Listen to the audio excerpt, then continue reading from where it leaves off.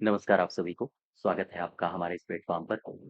आज के इस वीडियो में हम उत्तर प्रदेश करंट अफ़ेयर्स की चर्चा करेंगे और ये करंट अफ़ेयर्स आपको अप्रैल 2025 में जितनी भी घटनाएँ हुई हैं उत्तर प्रदेश के परिप्रेक्ष्य में, उन सब की जानकारी इसमें समाहित की गई है। और इसकी अगर आपको पीडीएफ चाहिए, तो पीडीएफ को डाउनलोड करने के लिए आपको हमारे एप्लीकेशन में जाना होगा। वहाँ से आप करंट अफ़ेयर्स वाले सेक्शन में या फिर ई नोट्स वाले सेक्शन में जाके इसकी पीडीएफ को डाउनलोड कर सकते हो। ठीक है? इसमें कौन-कौन सी घटनाएँ हुई हैं, उन सभी घटनाओं की चर्चा करेंगे। जैसे अप्रैल 2025 और मार्च लास्ट में बहुत सारी घटनाएँ घटी हैं, जैसे उत्तर प्रदेश में सर्वाधिक जीआई टैग वाले उत्तर प्रदेश को सर्वाधिक जीआई टैग वाला प्रदेश भी नामित किया गया है। प्रदेश में डॉल्फिन सफारी बनेगी और इसके अलावा अभी एक रिपोर्ट आई है, भारत कौशल रिपोर्ट। इस रिपोर्ट में उत्तर प्रदेश की क्या स्थिति है? उत्तर प्रदेश में अभी विशाल भंडार खोजे गए हैं और वो भी कच्चे तेल के। तो ये कहाँ खोजे गए हैं? उत्तर प्रदेश की क्या स्थिति है? और अगर ऐसा होता है, कच्चा तेल निकाला जाता है, तो उसमें उत्तर प्रदेश किस स्थिति में खड़ा हो जाएगा अन्य राज्यों के मुकाबले? इन सभी बातों की चर्चा करेंगे। साथ ही साथ प्रदेश में एक आई बैंक को भी एस्टैब्लिश किया गया है और ये कानपुर में बना हुआ है। प्रदेश में एक योजना शुरू करी गई है जिसका नाम है केजीबीवी, एक खेल योजना, यानी एक केजीबीवी, एक खेल योजना। ये क्या है? इन सभी पहलुओं पर चर्चा करेंगे और साथ ही साथ अन्य बहुत सारी घटनाएँ घटी हैं उत्तर प्रदेश के परिप्रेक्ष्य में। ठीक है? तो चलिए शुरू करते हैं और ये करंट अफ़ेयर्स आपके हर एक एग्ज़ाम के लिए महत्वपूर्ण है। चाहे आपकी आगे आने वाली परीक्षाएँ यूपी आरओ हो या फिर पीसीएस या फिर यूपी ट्रिपल एससी की भी कोई भी परीक्षाएँ। सबसे पहले क्वेश्चन नंबर 1 से शुरुआत करते हैं। कह रहा है मार्च 2027 तक उत्तर प्रदेश सरकार ने एक योजना है जिसका नाम है प्रधानमंत्री सूर्य घर योजना। इसके तहत प्रदेश में कितने सोलर रूफटॉप संयंत्रों की स्थापना का लक्ष्य रखा है? आंसर होगा 8 लाख। ठीक। इसमें कुछ महत्वपूर्ण बिंदु हैं जो आपको कथन बना के आपसे एग्जाम में पूछे जा सकते हैं। ध्यान दो। उत्तर प्रदेश में प्रधानमंत्री सूर्य घर योजना के तहत मार्च 2027 तक 8 लाख सोलर रूफटॉप प्लांट लगाने का लक्ष्य है। जिसका लक्ष्य इस वित्त वर्ष में 2.65 लाख यूनिट है। यूपी नेडा इस पहल का नेतृत्व कर रहा है, याद रखिएगा। इस संस्था का नाम यूपी नेडा इस पहल का नेतृत्व कर रहा है जो कि मुख्यमंत्री के डैशबोर्ड के माध्यम से प्रगति की निगरानी करता है। चालू वित्त वर्ष की अगर हम बात करें तो चालू वित्त वर्ष के लिए लक्ष्य 2.65 लाख यूनिट स्थापित करना है, जिसमें से 22,000 इंस्टॉलेशन का मासिक लक्ष्य है। यानी मासिक लक्ष्य कितने इंस्टॉलेशन का है? 22,000। औसतन प्रति जिले लगभग 3,000 इंस्टॉलेशन का लक्ष्य है। ठीक। तो ये कुछ बातें हैं प्रधानमंत्री सूर्य घर मुफ्त बिजली योजना के अंतर्गत। सूर्य घर योजना। नेक्स्ट देखो, क्वेश्चन नंबर दूसरा। हाल ही में उत्तर प्रदेश एक दिन में सर्वाधिक जीआई टैग प्राप्त करने वाला पहला राज्य बन गया है। प्रदेश ने एक दिन में कितने जीआई टैग प्राप्त किए हैं? आंसर होगा 21। और यहाँ पर कुछ जीआई टैग की बात की गई है, ये भी याद रखना कौन सा जीआई टैग किस क्षेत्र से संबंधित है। जैसे वाराणसी से बनारसी भरवा मिर्च, धातु ढलाई शिल्प या भित्ति चित्र या फिर लाल पेड़ा, ठंडाई, तिरंगी बर्फी या फिर चिरगांव का करौंदा। और बरेली से बरेली फर्नीचर है, जरी जरदोजी है, टेराकोटा है। मथुरा से मथुरा की सांझी शिल्पकला। ये सवाल काफ़ी आपके स्टैटिक जीके में भी पूछा जाता है। सांझी शिल्पकला का संबंध कहाँ से है? ठीक है? नेक्स्ट देखो, बुंदेलखंड का कठिया गेहूँ है, पीलीभीत की बाँसुरी है और ये भी सवाल पूछा जाता है कि बाँसुरी कहाँ का है? अ, जीआई टैग। आगे और आगे दिया हुआ है चित्रकूट का काष्ठ शिल्प, आगरा का पत्थर जड़ाई कार्य, साथ ही साथ जौनपुर की इमारती। और उत्तर प्रदेश में अब तक 77 जीआई टैगों के साथ भारत का शीर्ष राज्य बन गया है अपना उत्तर प्रदेश। अकेले काशी क्षेत्र में 22 जीआई टैग हैं और 22 जीआई टैग वाले उत्पाद हैं जो कि दुनिया के जीआई केंद्रों में एक अपना अलग स्थान बनाता है। तो उत्तर प्रदेश में टोटल हैं कितने? 77। ठीक। अभी इनकी संख्या बढ़ा के 150 से भी ज़्यादा की जानी है और इसके जितने भी जीआई टैग हैं वो सारे के सारे प्रस्ताव केंद्र को भेजे जा चुके हैं। और इसी में हम लोग आगे इस बात की भी चर्चा करेंगे। क्वेश्चन नंबर तीसरा देखो, कह रहा है हाल ही में उत्तर प्रदेश के किस जिले में डॉल्फिन सफारी को लॉन्च किया गया है? याद रखिएगा, डॉल्फिन सफारी को कहाँ लॉन्च किया गया है? ये लॉन्च किया गया है वाराणसी में। अब इसमें कुछ बातें हैं डॉल्फिन से संबंधित, जैसे यूपी सरकार ने वाराणसी में डॉल्फिन सफारी बनाने की घोषणा की है। आपसे सीधा सवाल पूछा जाएगा कि डॉल्फिन सफारी ये कहाँ बनेगी? आप बताओगे वाराणसी में। ये सफारी वाराणसी जनपद के कैथी के ढकवा गांव के बीच प्रस्तावित है। याद रखिएगा, हालांकि जनपद ही केवल आप याद रखो, गांव इतना इंपॉर्टेंट नहीं है। ठीक है। इस इलाके में डॉल्फिन की सबसे अधिक संख्या पाई जाती है। वाराणसी जनपद में गंगा नदी में डॉल्फिन के संरक्षण के लिए यूपी सरकार ने एक नियुक्ति की है, जिसका नाम है डॉल्फिन मित्र, अर्थात डॉल्फिन मित्र की नियुक्ति भी की गई है। और ये नियुक्ति क्यों की गई है? डॉल्फिन के संरक्षण के लिए, और ये उत्तर प्रदेश सरकार की पहल है। डॉल्फिन के बारे में याद रखो, डॉल्फिन एक बुद्धिमान और सामाजिक समुद्री स्तनपायी प्राणी है। याद रखिएगा, ये स्तनपायी है और सिटेशियन वर्ग से संबंधित है ये। आमतौर पर समुद्रों, नदियों, खाड़ियों में ये पाई जाती है। ठीक है। तो क्वेश्चन आपका क्या था? क्वेश्चन सिंपल सा था कि भाई, ये जो डॉल्फिन सफारी है, ये कहाँ पर इसको लॉन्च किया गया है? आप बताओगे वाराणसी में। नेक्स्ट देखो, क्वेश्चन नंबर चौथा। इसमें क्या कह रहा है? कह रहा है देश के पहले टेक्सटाइल मशीन पार्क। ध्यान दो, यहाँ पर लिखा हुआ है टेक्सटाइल मशीन पार्क, और ये देश का पहला है।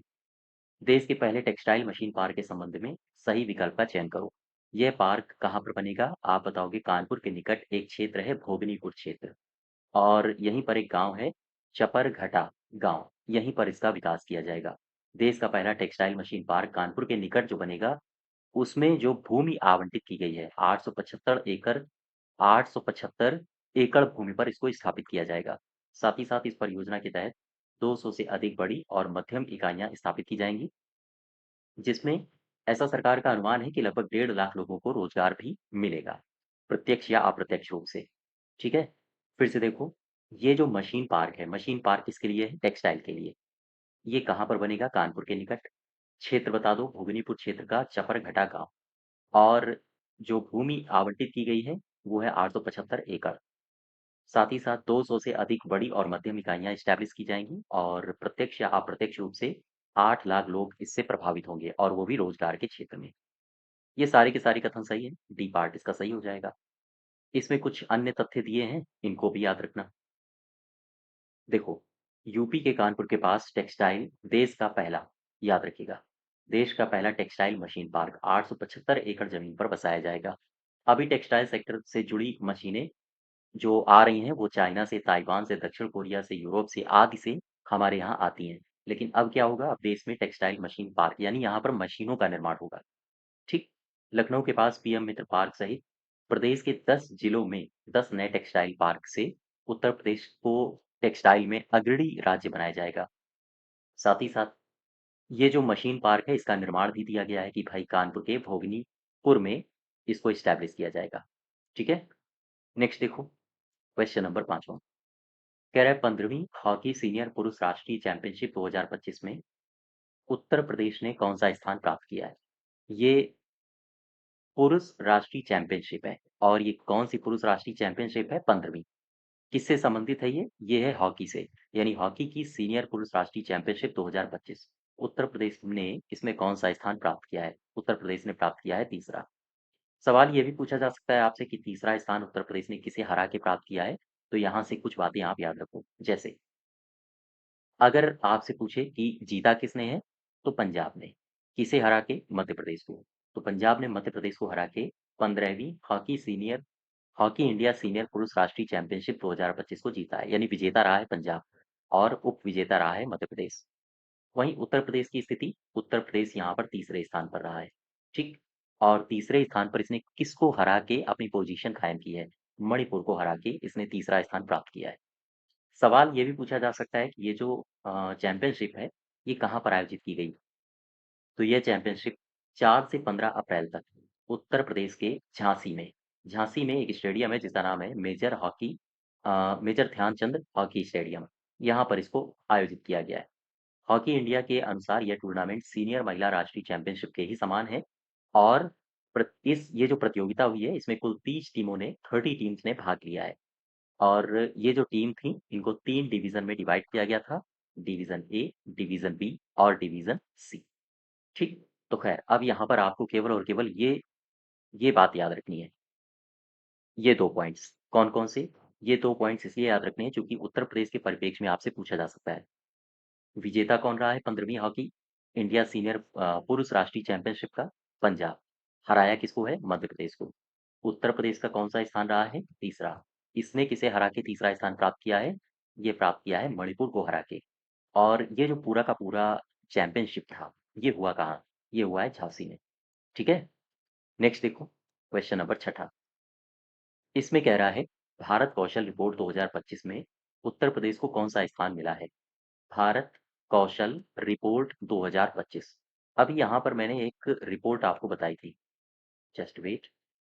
ये तो डॉल्फिन सफारी है। भारत कौशल रिपोर्ट, वो रिपोर्ट नेक्स्ट क्वेश्चन में आएगा, संभवतः आगे मिलेगा।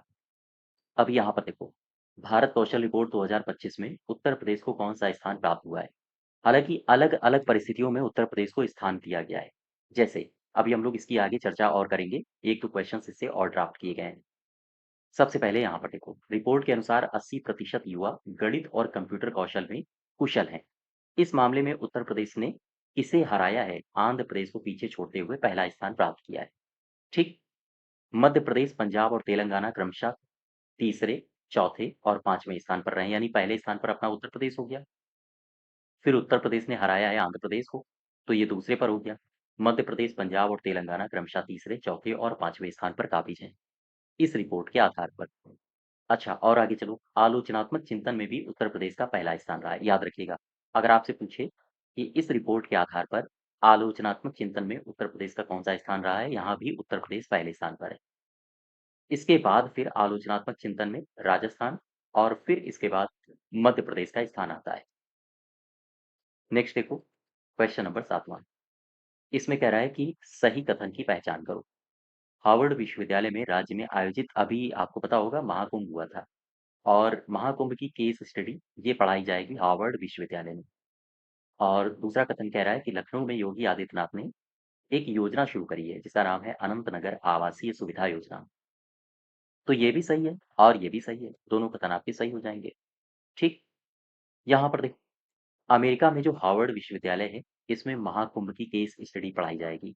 जो वहाँ के बच्चे हैं विश्वविद्यालय के, वो इस महाआयोजन, चूंकि इसमें आपको पता होगा करोड़ों करोड़ लोग इसमें शामिल हुए थे, शरीक हुए थे, तो किस प्रकार से इसमें इतने लोग शामिल हुए, वहाँ की व्यवस्था कैसी थी, शासन व्यवस्था कैसा था, इन सब के बारे में स्टडी की जाएगी। महाआयोजन में भोजन की व्यवस्था को लेकर, स्वच्छता को लेकर, आदि को लेकर विस्तार से इसमें समझा जाएगा। अब तक देश दुनिया के लगभग 26 विश्वविद्यालय और संस्थान इस महायोजन पर अध्ययन कर रहे हैं। उत्तर प्रदेश के मुख्यमंत्री ने लखनऊ विकास प्राधिकरण की एक अनंत नगर आवासीय योजना का भी शुभारंभ किया है। तो ये, इस योजना का शुभारंभ किया किसने है? ये किया है योगी आदित्यनाथ ने। ठीक। अच्छा, इस योजना में है क्या? आओ जरा इसको समझ लें। योजना के बारे में, इस योजना की लागत लगभग 6500 करोड़ रुपए है, जो कि 785 एकड़ में प्रस्तावित है। इसके तहत 1.5 लाख लोगों को आवासीय सुविधा प्रदान की जाएगी। 60 प्लॉट्स पर 10,000 फ्लैट्स का निर्माण किया जाएगा। और एलआईजी क्या है? Low income groups. एलआईजी श्रेणी के 5,000 भवनों में 25,000 से अधिक लोगों के लिए आवास का प्रावधान किया गया है। इस योजना के तहत 3,000 आवासों का निर्माण भी कराया जाएगा, यहाँ पर किया जाएगा, और साथ ही साथ इसके अलावा 102 एकड़ के क्षेत्र में एजुकेशन सिटी का भी निर्माण होगा। याद रखिएगा। तो ये कुछ फैक्ट हैं अभी हाल ही में शुरू की गई नई योजना के तहत। ठीक। नेक्स्ट देखो, क्वेश्चन नंबर 8वां। हाल ही में उत्तर प्रदेश की रहने वाली निधि तिवारी, इनका नाम याद रखना। ये नाम क्यों चर्चित रहा है? क्योंकि ये अभी प्रधानमंत्री की निजी सचिव बनी है। तो आपसे वही पूछा जा रहा है कि ये उत्तर प्रदेश के किस जनपद से संबंधित हैं? आंसर होगा वाराणसी। निधि तिवारी जी कहाँ से संबंधित हैं? ये हैं वाराणसी से। क्वेश्चन नंबर 9 में आ जाओ। 9 में क्या कह रहा है? उत्तर प्रदेश के किस जनपद में 47वीं राष्ट्रीय जूनियर बालिका हैंडबॉल चैंपियनशिप का आयोजन हुआ है? अभी आपने हॉकी चैंपियनशिप देखी थी 2025 में। अब यहाँ पर राष्ट्रीय जूनियर बालिका हैंडबॉल चैंपियनशिप, ये कह रहा है कि आयोजन कहाँ हुआ है? इसका आयोजन हुआ है लखनऊ में। अब इसमें भी कुछ बातें हैं जो आपको पता होनी चाहिए। जैसे उत्तर प्रदेश ने 47वीं राष्ट्रीय जूनियर बालिका हैंडबॉल चैंपियनशिप जीत ली है अपने उत्तर प्रदेश ने। और इसके प्रमुख बिंदु क्या रहे हैं? उत्तर प्रदेश ने पहली बार इस चैंपियनशिप का खिताब जीता है। उत्तर प्रदेश ने फाइनल में हराया किसे है? उत्तर प्रदेश ने फाइनल में हिमाचल प्रदेश को हराया है। ठीक। ये चैंपियनशिप 26 से लेकर 30 मार्च 2025 तक लखनऊ में खेली गई थी और लखनऊ में एक स्टेडियम है जिसका नाम है केडी बाबू सिंह स्टेडियम। यहाँ पर इसको आयोजित किया गया था। KD Babu Singh stadium. इसका आयोजन उत्तर प्रदेश हैंडबॉल एसोसिएशन के 50वें स्थापना दिवस के अवसर पर मनाया गया था, यानी आयोजित किया गया था। तो ये चैंपियनशिप है। इसमें 2-3 बातें ही आपको केवल और केवल याद रखनी है। कौन-कौन सी एक बार इनको फिर देख लो। अगर आपसे पूछे कि हाल ही में 47वीं राष्ट्रीय जूनियर बालिका हैंडबॉल चैंपियनशिप, इसका विजेता कौन रहा है? उत्तर प्रदेश। किसे हराया है? हिमाचल प्रदेश को। ठीक? और ये इसका आयोजन कहाँ हुआ है? लखनऊ में। और अगर स्टेडियम भी पूछ ले तो बाबू सिंह स्टेडियम। याद आ रहा है कुछ? तो ये कुछ बातें हैं। नेक्स्ट देखो, क्वेश्चन नंबर 10 में आ जाओ। इसमें क्या कह रहा है? निम्नलिखित में से सही कथन की पहचान करो। उत्तर प्रदेश के नोएडा में न्यूयॉर्क की तर्ज पर टाइम्स स्क्वायर बनाया जाएगा। फिर से समझो, कह रहा है कि उत्तर प्रदेश के नोएडा में न्यूयॉर्क की तर्ज पर टाइम्स स्क्वायर बनाया जाएगा। हाँ, बिल्कुल सही है। आपसे सीधा लोकेशन पूछ सकता है। आपसे पूछ सकता है कि न्यूयॉर्क की तर्ज पर टाइम्स स्क्वायर ये कहाँ पर बनेगा? अपने उत्तर प्रदेश के किस शहर में? आप बताओगे नोएडा में। ठीक। आगे देखो, केंद्र सरकार ने गाजीपुर, बलिया, वाराणसी में गंगा नदी पर लिफ्टिंग ब्रिज बनाने की घोषणा की है। ये भी सही है। दोनों कथन आपके सही हो जाएंगे। अच्छा, ये जो टाइम्स स्क्वायर बन रहा है, टाइम्स स्क्वायर न्यूयॉर्क की तर्ज पे बन रहा है और कहाँ बनेगा? नोएडा में। नोएडा के मिनी कनॉट प्लेस कहे जाने वाले एक सेक्टर है जिसका नाम है सेक्टर 18। यहीं पर इसको बनाया जाएगा। ठीक। नेक्स्ट देखो, क्वेश्चन नंबर 11। इसमें क्या कह रहा है? उत्तर प्रदेश के किस जनपद में तेल और प्राकृतिक गैस निगम ओएनजीसी ने 3000 मीटर की गहराई पर कच्चे तेल के विशाल भंडार की खोज की है? ये है बलिया। याद रखिएगा। अच्छा, अब इसमें 2-3 बातें याद रखो। कौन-कौन सी? आओ देखते हैं। उत्तर प्रदेश के बलिया जिले में एक गांव है जिसका नाम है सागरपाली। तो सागरपाली गांव में 3000 मीटर की गहराई पर कच्चे तेल के विशाल भंडार खोजे गए हैं। याद रखिएगा, ये बलिया में ऐतिहासिक खोज हुई है। इससे उत्तर प्रदेश में क्या प्रभाव पड़ेगा और साथ ही साथ भारत में क्या प्रभाव पड़ेगा? इससे भारत की जो ऊर्जा सुरक्षा है, उसमें मदद मिलेगी। चूँकि भारत में ही ये खोजा गया है और भारत का जो अरब कंट्रीज़ पर निर्भरता है तेल के लिए, वो भी कम होगी। और साथ ही साथ यह भंडार कई दशकों तक भारत को आवश्यक ईंधन उपलब्ध कराएगा। इससे देश की अर्थव्यवस्था में भी मजबूती होगी और उछाल अर्थव्यवस्था को भी मिलेगा। इस तेल भंडार का विस्तार बलिया के सागरपाली से लेकर प्रयागराज के फाफा मऊ तक बताया गया है। लगभग 300 किलोमीटर के क्षेत्र तक फैला हुआ है। अगर इतना बड़ा भंडार है और यहाँ पर सुव्यवस्थित तरीके से भारत सरकार तेल निकालने में सफल हो गई, तो कहीं न कहीं हमारी जो अर्थव्यवस्था है उसमें काफ़ी अच्छा बूस्ट देखने को मिलेगा। और साथ ही साथ जो अरब कंट्रीज़ पर हमारी निर्भरता है, वो भी कम होगी। भारत में कच्चे तेल का उत्पादन करने वाले जो प्रमुख राज्य हैं, उनमें राजस्थान है, गुजरात है, असम है, तमिलनाडु है, आंध्र प्रदेश है, अरुणाचल प्रदेश है। अब उसमें कहीं न कहीं उत्तर प्रदेश भी शामिल हो जाएगा। ठीक है? तो ये कुछ बातें हैं जो आपको ध्यान रखनी है, अभी हाल ही में तेल खोज को लेकर। चलिए, नेक्स्ट देखो, क्वेश्चन नंबर 12। उत्तर प्रदेश राज्य के किस जनपद में प्रदेश का पहला सीएनजी प्लांट शुरू किया गया है? कौन से जनपद में प्रदेश का पहला सीएनजी प्लांट ये शुरू किया गया है? प्रयागराज में। आओ देख लेते हैं इसको। इसमें उत्तर प्रदेश में प्रयागराज में उत्तर प्रदेश का पहला और देश का दूसरा, याद रखिएगा ये उत्तर प्रदेश का अपना पहला है, देश का दूसरा अपशिष्ट से सीएनजी प्लांट स्थापित किया जाएगा और वो भी किया जाएगा प्रयागराज में। अच्छा, इसमें साफ-साफ कहा गया है कि अपशिष्ट से सीएनजी अर्थात प्लांट पराली, मुर्गी के कूड़े, गोबर, गीला कचरा इनसे बनाया जाएगा, से बायो सीएनजी बनाया जाएगा। ठीक?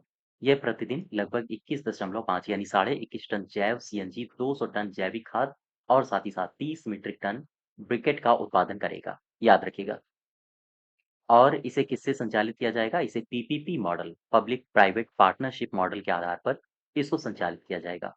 इसके अलावा जैव ईंधन की आपूर्ति के लिए अडानी गैस लिमिटेड द्वारा इस क्षेत्र में पाइपलाइन बिछाई जाएगी और इससे कचरा निपटान पर लगभग 5 करोड़ रुपए की वार्षिक बचत होगी। शहर का लगभग 1/3 कचरा इस प्लांट में उपयोग किया जा सकेगा। ठीक है? तो ये कुछ महत्वपूर्ण बातें हैं जो आप याद रखो। इसमें सबसे महत्वपूर्ण बात यही है, सबसे ऊपर वाला स्टेटमेंट। आपसे डायरेक्ट पूछिएगा कि अपशिष्ट से सीएनजी प्लांट इसको उत्तर प्रदेश में कहाँ एस्टैब्लिश किया जा रहा है? आप बताओगे प्रयागराज में। ठीक? नेक्स्ट देखो, 13 नंबर। इसमें क्या कह रहा है? उत्तर प्रदेश राज्य की पहली मेकर्स लैब ये किस शहर में इस्टैब्लिश की जाएगी? ये की जाएगी लखनऊ में, याद रखिएगा। आपसे मेकर्स लैब के बारे में पूछा जा सकता है, कहाँ इस्टैब्लिश की जाएगी? लखनऊ में। यहाँ तक समझ गए? नेक्स्ट देखो, क्वेश्चन नंबर 14। 14 में कह रहा है कि सही विकल्प का चयन करो। उत्तर प्रदेश के बाबा साहेब भीमराव अंबेडकर विश्वविद्यालय ने शोध छात्रों को अपना शोध पूर्ण करने के लिए पौधा लगाना अनिवार्य घोषित किया है। ये सही है। अर्थात उत्तर प्रदेश में जो विश्वविद्यालय है जिसको कहते हैं बाबा साहेब भीमराव अंबेडकर विश्वविद्यालय ने शोध छात्रों को अपना शोध पूर्ण करने के लिए पौधा लगाना अनिवार्य घोषित कर दिया है। दूसरे कथन में क्या कह रहा है? गौतम बुद्ध नगर की कमिश्नरेट ने मुख्यमंत्री दर्पण डैशबोर्ड की मार्च माह की समीक्षा में A+ रैंकिंग प्राप्त की है। इसको फिर से पढ़ो। गौतम बुद्ध नगर की कमिश्नरेट है, उन्होंने मुख्यमंत्री दर्पण डैशबोर्ड की मार्च माह की समीक्षा में कौन सी रैंक प्राप्त की है? गौतम बुद्ध नगर के लिए प्राप्त की गई है A+ रैंकिंग। ठीक, तो ये दोनों के दोनों कथन आपके सही हो जाएंगे। नेक्स्ट देखो, 15 नंबर। इसमें कह रहा है कि ये जो कथन दिए गए हैं इनको आप पढ़िए और सही कथन का चुनाव करिए। सबसे पहला कथन, प्रधानमंत्री नरेंद्र मोदी ने वाराणसी के मेहंदीगंज में 44 परियोजनाओं का उद्घाटन किया है। सवाल पूछा जा सकता है आपसे, कहाँ पर 44 परियोजनाओं का उद्घाटन किया गया है? आप बताओगे वाराणसी में। ठीक, और शिलान्यास किया है। इन परियोजनाओं की कुल लागत कितनी है? कुल लागत आ रही है 3880 करोड़ रुपए। 3880 करोड़। तो पहला वाला तो सही हो जाएगा। दूसरे में देखो, उत्तर प्रदेश के मिर्जापुर में अडानी समूह के तत्वावधान में थर्मल पावर प्लांट स्थापित किया गया है। आपसे डायरेक्ट सवाल पूछा जा सकता है कि उत्तर प्रदेश के किस जिले में या किस जनपद में अडानी समूह के तत्वावधान में थर्मल पावर प्लांट स्टैब्लिश किया गया है? आप बताओगे मिर्जापुर। ये भी कथन आपका सही है। और यहाँ पर आपसे सवाल पूछा जा सकता है कि प्रधानमंत्री नरेंद्र मोदी ने उत्तर प्रदेश की किस जनपद में 44 परियोजनाओं का उद्घाटन किया है? ऐसे पूछा जा सकता है या फिर ऐसे भी पूछा जा सकता है कि वाराणसी में 44 परियोजनाओं का उद्घाटन किया गया है। इन परियोजनाओं की कुल लागत कितनी है? तो आपको बताना होगा 3880 करोड़ रुपए। अब इसमें कई सारे महत्वपूर्ण तथ्य हैं जो आपको पता होने चाहिए। जैसे यहाँ पर आओ, प्रधानमंत्री नरेंद्र मोदी की बात हो रही है। ठीक, पीएम मोदी जी ने काशी को सौगात देते हुए लगभग 3880 करोड़ रुपए से अधिक की लागत वाली लगभग 44 परियोजनाओं का उद्घाटन किया है। नरेंद्र मोदी ने ये कहाँ पर किया है? वाराणसी के मेहंदीगंज में। और इसमें 44 परियोजनाओं का उद्घाटन और शिलान्यास किया गया है। इन परियोजनाओं में होगा क्या? होगा ये कि सड़क, अवसंरचना, बिजली, शिक्षा, पर्यटन का क्षेत्र, इन सबको सुधारा जाएगा। ठीक, और साथ ही साथ समग्र विकास को बढ़ावा दिया जाएगा।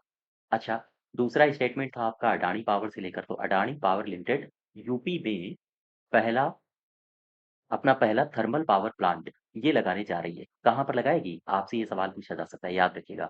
मिर्ज़ापुर में। इस प्लांट में 1600 मेगा बिजली का उत्पादन होगा। 1600 मेगावाट। ठीक? अडानी ग्रुप बिजली उत्पादन के लिए परियोजना पर काम इसने शुरू कर दिया है, उत्तर प्रदेश में। तो ये था क्वेश्चन नंबर 15। नेक्स्ट देखो 16 नंबर। उत्तर प्रदेश के किस जिले में अडानी समूह के तत्वावधान में थर्मल पावर प्लांट स्टैब्लिश किया गया है? अडानी समूह के तत्वावधान में थर्मल पावर प्लांट ये किस जिले में स्टैब्लिश हुआ है? मिर्जापुर। अभी मैंने ऊपर बताया था आपको। नेक्स्ट देखो, निम्नलिखित में से सही कथन का चयन करो। वित्त वर्ष 2024-25 के दौरान उत्तर प्रदेश 4.43 लाख कारों की बिक्री के साथ संपूर्ण देश में दूसरे स्थान पर है। ठीक है, उत्तर प्रदेश का दूसरा स्थान है। और आगे कह रहा है कि हाल ही में जो आपको पता होगा संभल मस्जिद थी, संभल की शाही जामा मस्जिद, इसका नाम बदल दिया गया और नाम रखा गया है जुमा मस्जिद। तो ये दोनों परिवर्तन हुए हैं उत्तर प्रदेश में। याद रखिएगा, आपसे ये सवाल आपसे पूछा जा सकता है। वित्त वर्ष 2024-25 के दौरान उत्तर प्रदेश 4.43 लाख कारों की बिक्री के साथ संपूर्ण देश में दूसरे स्थान पर रहा है, जबकि संभल की जो शाही जामा मस्जिद है, उसका नाम बदल के कर दिया गया है जुमा मस्जिद। ये दोनों कथन आपके सही। नेक्स्ट देखो, क्वेश्चन नंबर 18। सही कथन को आपको पहचानना है। पहला कथन दिया है, हाल ही में जारी केंद्रीय स्वास्थ्य और परिवार कल्याण मंत्रालय द्वारा नवीनतम वार्षिक स्वास्थ्य रिपोर्ट 2024-25 के अनुसार विगत वर्षों में सुधार के बावजूद भारत में सबसे अधिक बाल मृत्यु दर वाले राज्यों में अपना उत्तर प्रदेश भी शामिल है। ठीक है, ये नई रिपोर्ट 2024-25 का आंकड़ा है। इसमें सबसे अधिक बाल मृत्यु दर वाले राज्यों में उत्तर प्रदेश को भी जगह दी गई है। इसके अलावा बनारस को नई ग्रेटर काशी योजना के अंतर्गत इसको विकसित किया जाएगा। जैसे आपने देखा होगा एनसीआर, एनसीआर में दिल्ली, दिल्ली के आसपास के जो जिले हैं, चाहे राजस्थान का, हरियाणा का, उत्तर प्रदेश के, कई सारे जिलों को उठा के एनसीआर घोषित कर दिया गया है और उनका डेवलपमेंट किया गया है। ठीक उसी प्रकार से अगर हम उत्तर प्रदेश की बात करें तो यहाँ है लखनऊ, और इस लखनऊ के आसपास के जो क्षेत्र हैं, जैसे सीतापुर हो गया, हरदोई हो गई, इन सबको मिला के एनसीआर की तर्ज पर एससीआर बनाया जा रहा है। स्टेट, सी फॉर क्या होगा? सी फॉर होगा एनसीआर, नेशनल कैपिटल, हाँ, कैपिटल और रीजन, यानी राज्य की राजधानी क्षेत्र यहाँ पर विकसित किया जाएगा। ठीक उसी प्रकार से आप बनारस यहाँ पर मिलेगा आपको, ठीक है? बनारस के आसपास के जो जिले हैं उनको ले लिया जाएगा और उनका विकास किया जाएगा, और इसी को नाम दिया गया है ग्रेटर काशी योजना। अच्छा, इसमें क्या क्या होगा आओ जरा देख लेते हैं। एनसीआर की तर्ज पर लखनऊ में रीजन को डेवलपमेंट करने के लिए प्लानिंग की जा रही है उत्तर प्रदेश सरकार के द्वारा। इसी तरह बनारस की नई ग्रेटर काशी योजना भी है, और इसके तहत वाराणसी हो गया और उसके आसपास के जो जनपद हैं जैसे प्रयागराज और आसपास के कई जिलों को जोड़ा जाएगा। ठीक, आयोग के साथ मिलकर प्रयागराज, गाजीपुर, जौनपुर, चंदौली, मिर्जापुर, भदोही, इन सभी जिलों को जोड़ते हुए एनसीआर की तर्ज पर वाराणसी के आसपास के क्षेत्रों को विकसित करने का एक प्लान तैयार किया गया है। नेक्स्ट देखो क्वेश्चन नंबर 19। उत्तर प्रदेश के किस जिले में कार्निया अंधता के मरीजों को इलाज उपलब्ध कराने के लिए आई बैंक का शुभारंभ किया गया है? ये किया गया है कानपुर में, और कानपुर में कहाँ किया गया है पता है आपको? कानपुर में किया गया है हैलट में, और हैलट के बारे में आप सबको पता ही होगा अगर आप कानपुर से बिलोंग करते हैं तो। आमतौर पर आपका आना जाना भी लगा रहता होगा। तो कानपुर के हैलट में नेत्र बैंक चालू हो गया है। इससे 18 जिलों के रोगियों को राहत मिलेगी। ठीक, केजीएमयू के बाद प्रदेश का ये दूसरा नेत्र बैंक है। यह राजकीय मेडिकल कॉलेजों में पहला है, और प्रदेश में किंग जॉर्ज मेडिकल यूनिवर्सिटी के बाद ये दूसरा नेत्र बैंक है। याद रखिएगा कानपुर में ये खुला है, हैलट में। और नेत्र बैंक शुरू होने से मंडल समेत लगभग 18 जिलों के कार्नियल अंधता से पीड़ित रोगियों को राहत मिलेगी। नेत्र बैंक में नेत्रदान से मिले कार्निया को लगभग 14 दिनों तक सुरक्षित रखा जा सकेगा। अभी तक ये सिर्फ 4 दिनों तक ही इसको सुरक्षित रखा जाता था। तो ये कुछ सुविधाएं मिल रही हैं। नेक्स्ट देखो, उत्तर प्रदेश के किस जिले में अंतर्राष्ट्रीय आलू केंद्र की दक्षिण एशिया क्षेत्रीय शाखा की स्थापना करने का निर्णय लिया गया है? ये है आगरा। फिर से इसको पढ़ो। कह रहा है उत्तर प्रदेश में ऐसा कौन सा जिला है जिस जिले में अंतरराष्ट्रीय आलू केंद्र की दक्षिण एशिया क्षेत्रीय शाखा की स्थापना की जाएगी? आंसर होगा आगरा। ठीक, 21 देखो, 21 नंबर। कह रहा है सही कथन की पहचान करो। हाल ही में भारतीय राष्ट्रीय राजमार्ग प्राधिकरण ने उत्तर प्रदेश में लगभग 3104 करोड़ रुपए की लागत से तैयार होने वाली नई ग्रीनफील्ड हाईवे परियोजना को स्वीकृति दी है। इसका निर्माण कहाँ से कहाँ तक होगा पता है? इसका निर्माण होगा गाजीपुर से लेकर चंदौली तक। याद रखिएगा, लोकेशन पूछी जाती है। उत्तर प्रदेश के नोएडा में न्यूयॉर्क की तर्ज पर टाइम्स स्क्वायर बनाया जाएगा। ये दोनों कथन आपके सही हैं। नेक्स्ट देखो, यहाँ पर कुछ बातें दी गई हैं जो आपसे पूछी जा सकती हैं। जैसे ये जो ग्रीनफील्ड बनेगा, ग्रीनफील्ड 4 लेन एक्सप्रेसवे बनेगा, गाजीपुर से जमानिया होते हुए सैयद राजा यानी जो चंदौली में पड़ता है, यहाँ तक इसको विस्तारित किया गया है। लगभग 41.54 किलोमीटर लंबा होगा। ग्रीनफील्ड 4 लेन सड़क परियोजना की लागत होगी लगभग 3104 करोड़ रुपए। इस परियोजना से गाजीपुर से चंदौली जाने वाले वाहनों को बनारस की तरफ नहीं जाना पड़ेगा। तो कुल मिला के ये गाजीपुर से चंदौली को जोड़ेगा। ठीक, और लगभग कितने किलोमीटर लंबा है? 41.54 किलोमीटर। सड़क बनने में 260 हेक्टेयर भूखंड खरीदे जाएंगे, और इससे 30 गांव प्रभावित होंगे। साथ ही साथ 41.54 किलोमीटर परियोजना में 3104 करोड़ रुपए खर्च होंगे।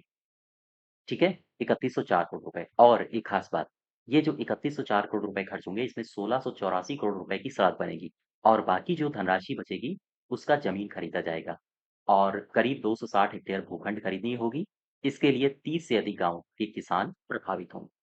चूंकि खेत और जमीन ली जाएंगी, या कुछ हो सकता है भवन आदि भी इससे प्रभावित हों, तो कुल मिला के 30 से अधिक गाँवों को इसमें इस पूरी की पूरी परियोजना से प्रभावित होंगे। नेक्स्ट देखो, क्वेश्चन नंबर 22। निम्नलिखित में से सही कथन का चयन करो। उत्तर प्रदेश के मुरादाबाद को दिव्यांगजनों के लिए सुगम्य पुस्तकालय की स्थापना के लिए उत्कृष्टता पुरस्कार 2024 ध्यान दें, किस श्रेणी में इसको सम्मानित किया गया है? नवाचार श्रेणी से सम्मानित किया गया है। फिर से समझो, इस स्टेटमेंट को एक बार फिर पढ़ते हैं। उत्तर प्रदेश में ऐसा कौन-सा जनपद है जिसे नवाचार श्रेणी में उत्कृष्टता पुरस्कार 2024 मिला है? आप बताओगे मुरादाबाद। क्यों मिला है? ऐसा क्या किया मुरादाबाद ने? ऐसा इसलिए मिला है क्योंकि दिव्यांगजनों के लिए सुगम्य पुस्तकालय की स्थापना करी है। और ये पुरस्कार मिला कहाँ है? ये पुरस्कार मिला है दिल्ली के विज्ञान भवन में। एक समारोह आयोजित किया गया था, वहीं पर इसमें मुरादाबाद को ये पुरस्कार दिया गया है। एक बात समझो, लोक सेवा दिवस था उस दिन, तो लोक सेवा दिवस के अवसर पर प्रधानमंत्री नरेंद्र मोदी ने मुरादाबाद के जिलाधिकारी हैं अनुज सिंह को विज्ञान भवन बुलाया और वहीं पर अनुज सिंह को सुगम्य पुस्तकालय की स्थापना के लिए प्रधानमंत्री एक्सीलेंस अवार्ड नवाचार श्रेणी से सम्मानित किया गया। यह सम्मान नई दिल्ली स्थित विज्ञान भवन में आयोजित समारोह में प्रदान किया गया है। टीम ने दिव्यांगजनों के लिए सुविधाओं, तकनीकी सुगमता, पुस्तकालय की पहुंच को आधार बनाकर मुरादाबाद को इनोवेशन श्रेणी के लिए इस पुरस्कार के लिए चुना है। ठीक है, नेक्स्ट देखो 23 नंबर। स्टार्टअप इकोसिस्टम रिपोर्ट 2025 में उत्तर प्रदेश का कौन सा स्थान रहा है? उत्तर प्रदेश का रहा है तीसरा स्थान। 24 नंबर देख लो। इसमें कह रहा है कि हाल ही में उत्तर प्रदेश में चर्चा में रही एक केजीबीवी एक खेल योजना, ये अभी हाल ही में चर्चा में रही है, इसको आप याद रखोगे, आपसे पूछी जा सकती है किसी भी परीक्षा में। इसके संबंध में सही कथन बताइए। तो प्रदेश सरकार ने केजीबीवी मतलब कस्तूरबा गांधी आवासीय बालिका विद्यालय में पढ़ने वाली जो बालिकाएं हैं, बालिकाओं की खेल प्रतियोगिताओं को निखारने के लिए इस पहल को शुरू किया है। फिर से समझो, इस पहल को किसने शुरू किया? प्रदेश सरकार ने।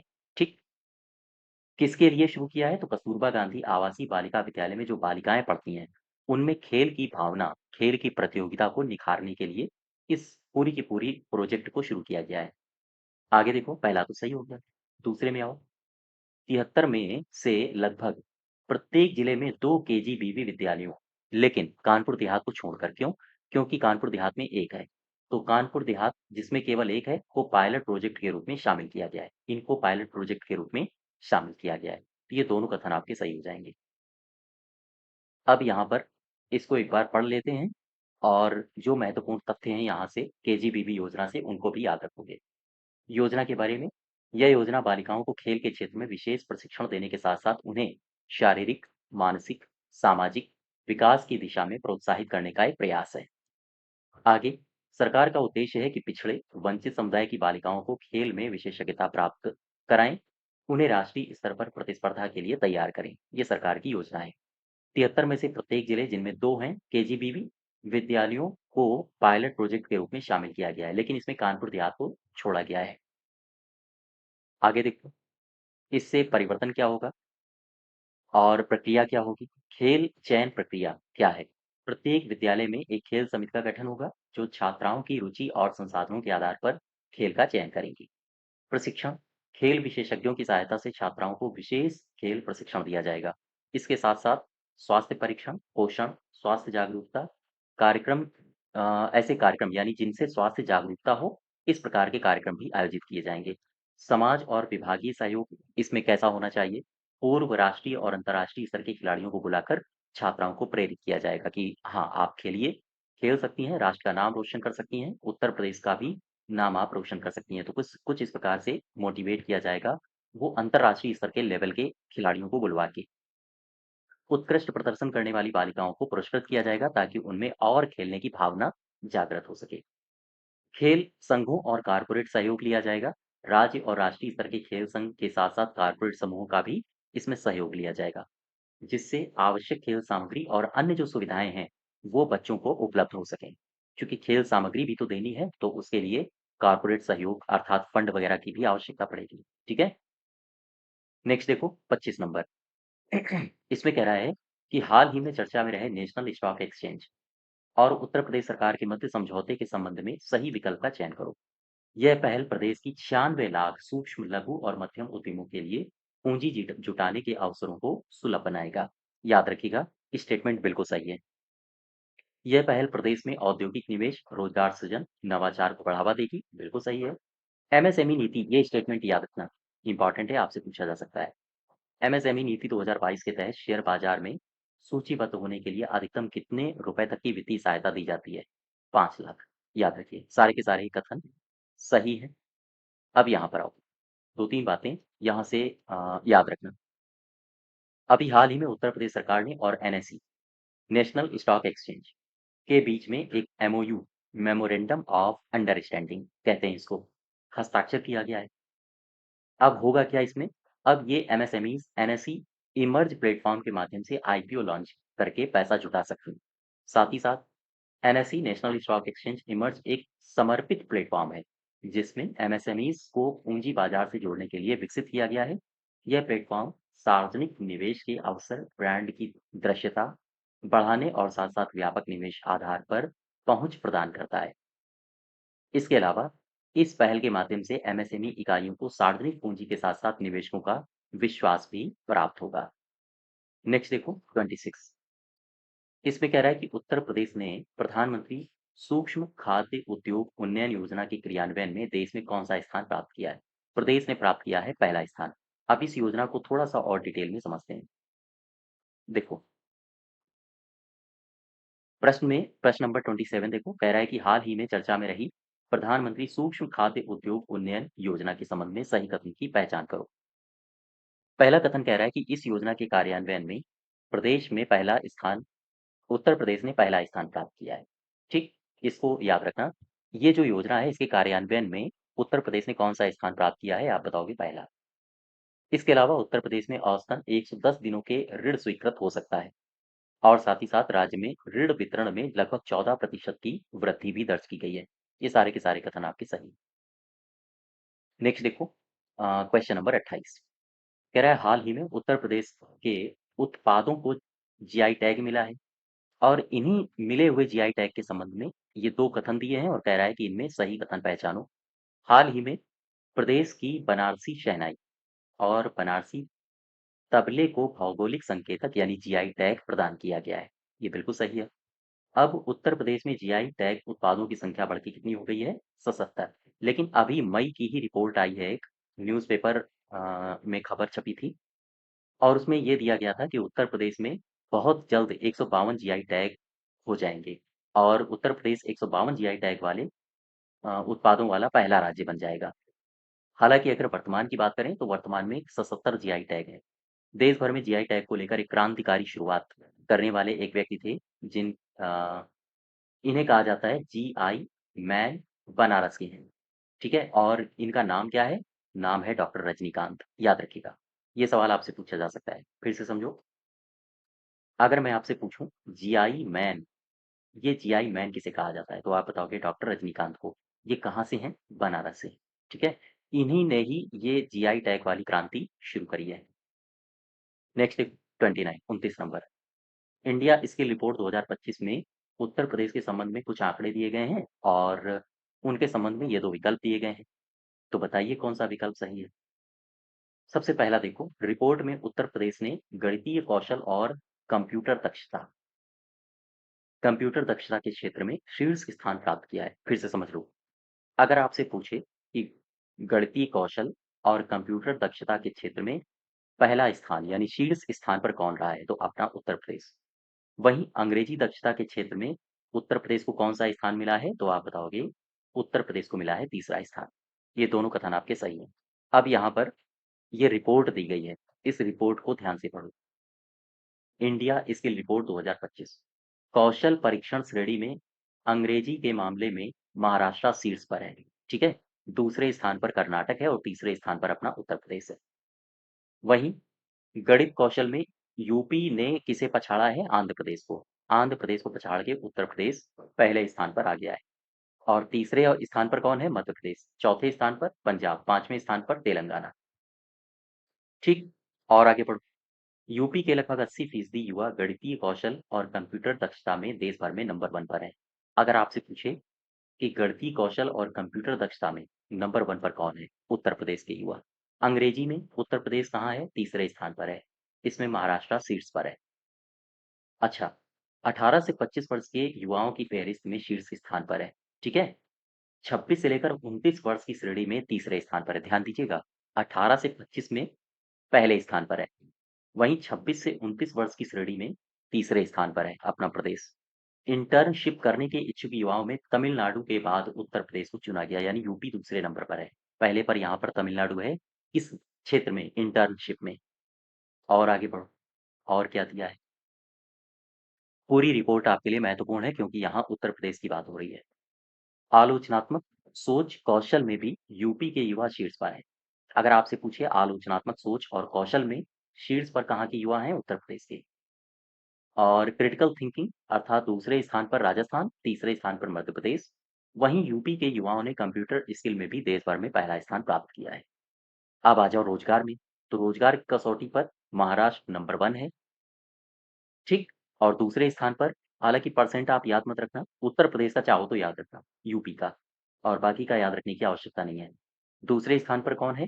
दूसरे स्थान पर दिल्ली है, तीसरे स्थान पर कर्नाटक है, चौथे स्थान पर आंध्र प्रदेश है, और साथ ही साथ उत्तर प्रदेश, उत्तर प्रदेश यहाँ पर है। इसका आपको परसेंट याद रखना पड़ेगा। उत्तर प्रदेश 70% है। एक बार फिर समझो इसको। रोजगार में महाराष्ट्र नंबर 1, इसके बाद फिर दिल्ली आएगा, फिर कर्नाटका है और आंध्र प्रदेश है, इसके बाद केरल है। उत्तर प्रदेश का प्रतिशत जो है वो है 70% रोजगार के मसले पर। अच्छा, उत्तर प्रदेश ने गुजरात, तमिलनाडु, पश्चिम बंगाल जैसे राज्यों को पीछे छोड़ते हुए अपनी मजबूत स्थिति दर्ज कराई है। सबसे ज्यादा रोजगार मुहैया कराने वाले प्रमुख शहरों में पुणे है, बंगलौर है, मुंबई है, दिल्ली है, त्रिशूर है, हैदराबाद है, गुंटूर है, और साथ ही साथ अपनी राजधानी लखनऊ भी इसमें शामिल है। ठीक है, नेक्स्ट देखो 30 नंबर, स्किल इंडिया रिपोर्ट 2025 के तहत इंटर्नशिप। बताओ भाई, अभी अभी मैंने आपको बताया था स्किल इंडिया के बारे में। इंटर्नशिप पसंदीदा राज्य में उत्तर प्रदेश को कौन सा स्थान मिला है? तो आप बताओगे सेकंड, यानी कि दूसरा। ठीक, 31 में आ जाओ। सही विकल्प चुनिए। उत्तर प्रदेश की तकनीकी सेवा इकाई द्वारा विकसित जांच अभियोजन दोषित पोर्टल को पुलिस और सुरक्षा श्रेणी में प्रतिष्ठित स्कॉच पुरस्कार मिला है। ये स्टेटमेंट याद रखना। किस राज्य की पुलिस को सुरक्षा श्रेणी में स्कॉच पुरस्कार से नवाजा गया है? यह है उत्तर प्रदेश की। यह पुरस्कार विशेष रूप से शासन, वित्त, प्रौद्योगिकी, सामाजिक क्षेत्र में उत्कृष्ट कार्यों के लिए दिया जाता है। सारे के सारे कथन आपके सही हैं। ठीक है, देख लो। यहाँ पर क्या दिया गया है? उत्तर प्रदेश पुलिस की तकनीकी सेवा इकाई द्वारा विकसित जांच अभियोजन दोष सिद्ध पोर्टल को स्कॉच पुरस्कार से नवाजा गया है। अब यहाँ पर देखो, इसमें दिया गया है, ये जो स्कॉच पुरस्कार दिया गया है, स्कॉच पुरस्कार क्यों दिया गया है, कब से दिया जा रहा है, और साथ ही साथ स्कॉच पुरस्कार की विशेषताएं दी गई हैं। जैसे सबसे पहले यहाँ पर देखो, अतिरिक्त महानिदेशक नवीन अरोड़ा ने नई दिल्ली में प्रशांत कुमार को स्कॉच पुरस्कार प्रमाण पत्र जारी किया है। यह पुरस्कार पोर्टल द्वारा जांच, अभियोजन, दोष सिद्ध की प्रक्रियाओं को कुशलतापूर्वक प्रबंध करने और अपराधों पर अंकुश लगाने के महत्वपूर्ण योगदान के लिए स्कॉच पुरस्कार दिया गया है। इस पोर्टल के माध्यम से पुलिस ने माफिया से जुड़े अपराधों, साथ ही साथ पोस्को मामले और बलात्कार और जघन्य जो अपराध होते हैं, जैसे गंभीर और संवेदनशील मसलों की पहचान और निगरानी में महत्वपूर्ण सफलता प्राप्त की है। पोर्टल ने समय-समय पर जांच और चार्जशीट दाखिल करने की प्रक्रिया को सुनिश्चित किया है। साथ ही साथ अदालती मुकदमों की प्रभावी निगरानी करके न्याय के त्वरित विवरण में भी मदद की है। इस पहल के परिणामस्वरूप लगभग 85,000 अपराधियों को दोषी ठहराया गया है और 5 साल से अधिक पुराने 40,000 से अधिक लंबित मामलों का सफलतापूर्वक समाधान भी किया गया है। अब यहाँ पर इसके थोड़ा-सा इतिहास के बारे में दिया गया है। स्कॉच पुरस्कार क्या है? यह भारत के प्रतिष्ठित नागरिक पुरस्कारों में से एक है, जो शासन, वित्त, प्रौद्योगिकी, सामाजिक क्षेत्र, समावेशी विकास जैसे क्षेत्रों में उत्कृष्टता को मान्यता देने के लिए प्रदान किया जाता है। स्थापना कब हुई इसकी? 2003 में। स्कॉच ग्रुप के द्वारा इसको इस्टैब्लिश किया गया था और उद्देश्य क्या है? भारत में सुशासन स्टैब्लिश हो, डिजिटल परिवर्तन हो, वित्तीय समावेशन हो, सामाजिक नवाचार हो, नीति क्रियान्वयन को आदि को बढ़ावा दिया गया है इसमें। ठीक, अब आ जाओ 32 में। इसमें कह रहा है कि हाल ही में चर्चा में रहे रोहिन बैराज के संबंध में सही विकल्प का चयन करो। मुख्यमंत्री योगी आदित्यनाथ ने महाराजगंज जिले की रोहिन नदी पर बने 148 करोड़ रुपए की लागत से बने रोहिन बैराज का उद्घाटन किया है। याद रखिएगा, इसका उद्घाटन कहाँ किया गया है? आपसे पूछा जा सकता है। रोहिन बैराज लगभग 86 मीटर लंबा है और इसे कुल 7,000 हेक्टेयर से अधिक खेती के लिए इसको बनाया गया है, अर्थात 7,000 हेक्टेयर से अधिक खेती में लाभ मिलेगा।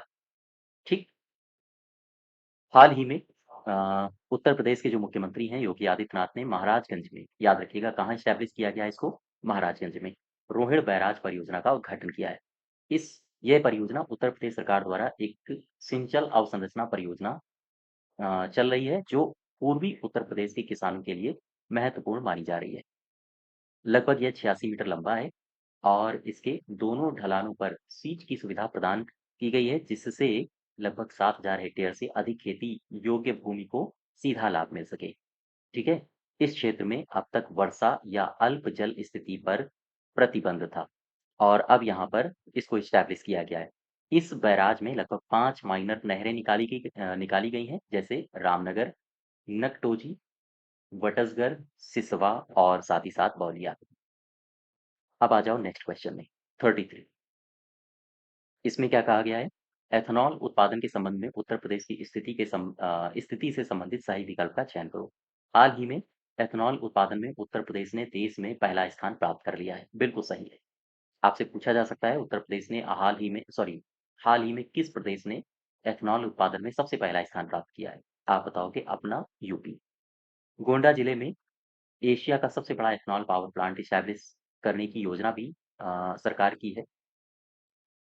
यहाँ पर दिया गया है एथेनॉल उत्पादन के क्षेत्र में उत्तर प्रदेश देश में शीर्ष स्थान पर है। पिछले 8 वर्षों में राज्य ने अपनी लगातार उत्पादन क्षमता में बढ़ोतरी की है और 2 बिलियन लीटर प्रति वर्ष लगभग इसकी जो क्षमता है, उस उत्पादन क्षमता उसे कर लिया है और भविष्य में सरकार चाहती है कि इसकी जो उत्पादन क्षमता है 2.5 बिलियन लीटर प्रति वर्ष कर ली जाए। एशिया का सबसे बड़ा एथेनॉल प्लांट गोंडा में स्थापित किया गया है और गोरखपुर के पिपराइच चीनी मिल में भी एथेनॉल उत्पादन प्लांट स्टैब्लिश किया गया है। साथ ही साथ राज्य के एथेनॉल उत्पादन में अब गोरखपुर की भी बड़ी भूमिका होने जा रही है। जिले में एक बड़े एथेनॉल प्लांट का मुख्यमंत्री जी के हाथों उद्घाटन किया जा रहा है। नेक्स्ट देखो, क्वेश्चन नंबर 34। स्टार्टअप इकोसिस्टम 2025 के संबंध में ये कथन दिए गए हैं और बताइए कि कौन सा कथन सही है। सबसे पहला कथन कह रहा है उत्तर प्रदेश ने देश के स्टार्टअप इकोसिस्टम में शानदार प्रदर्शन करते हुए तीसरा स्थान प्राप्त किया है। उत्तर प्रदेश पहला राज्य बन गया है जहां पर 49 जिलों में स्टार्टअप्स कार्यरत हैं। इस रिपोर्ट के अनुसार राज्य में 26 स्टार्टअप्स को यूनिकॉर्न का दर्जा भी मिला है। ये सारे के सारे कथन सही है। अब यहाँ पर अ, एक दो बातें याद रखें, जैसे स्टार्टअप इकोसिस्टम रिपोर्ट 2025 आई है। सबसे पहला स्टेटमेंट, स्टार्टअप इकोसिस्टम रिपोर्ट 2025 के अनुसार देश में स्टार्टअप इकोसिस्टम में उत्तर प्रदेश किस स्थान पर है? आप बताओगे थर्ड, जहां पर 26 स्टार्टअप्स को यूनिकॉर्न का दर्जा दिया गया है।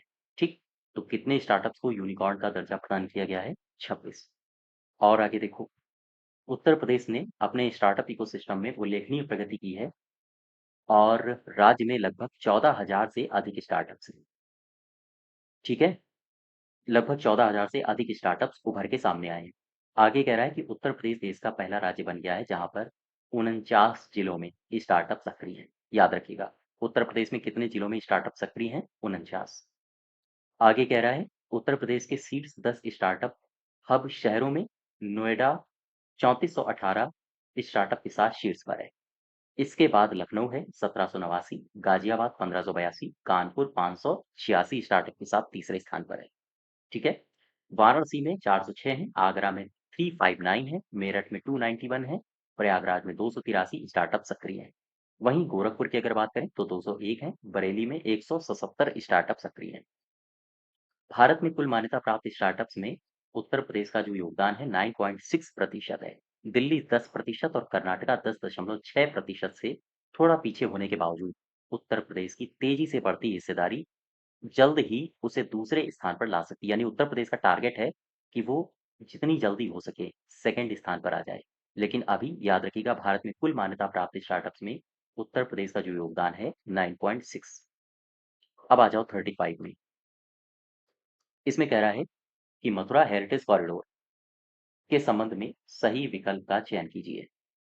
इसमें पहला कथन कह रहा है कि इस योजना के तहत हेरिटेज कॉरिडोर का विकास और यमुना एक्सप्रेसवे से बांके बिहारी मंदिर तक एक लिंक एक्सप्रेसवे का निर्माण किया जाएगा। बिल्कुल सही है।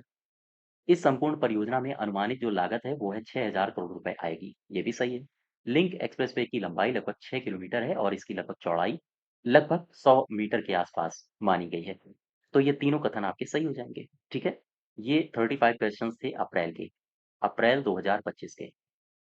इसकी आपको अगर पीडीएफ चाहिए तो आप हमारे एप्लीकेशन में जाके इसकी पीडीएफ को डाउनलोड कर सकते हो। और साथ ही साथ अभी हाल ही में आपकी आगे आने वाले समय में जूनियर असिस्टेंट की परीक्षा होनी है। Junior assistant 5512। अगर आपको इसके मॉक टेस्ट चाहिए तो मॉक टेस्ट आपको हमारे एप्लीकेशन पे ही ऑनलाइन कराए जा रहे हैं बिल्कुल फ्री में। कोई चार्ज नहीं देना है आपको। आप इनको भी जॉइन कर सकते हो, ठीक है? तो आज यहीं तक रखते हैं। धन्यवाद।